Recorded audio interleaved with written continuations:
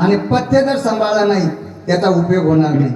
आता आपलं गाव तर सर्व सज्जनाचे महाराज, आपल्या गावाबद्दल तर काही शंकाच नाही.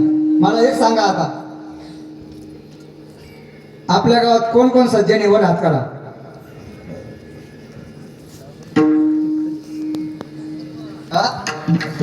टाळे वाजा बाबासाठी. सज्जन नाही का तुम्ही कोणी समोर? बरं, जाऊ द्या. या ठिकाणी दुर्जन कोण कोण आहे ते वर हात करा.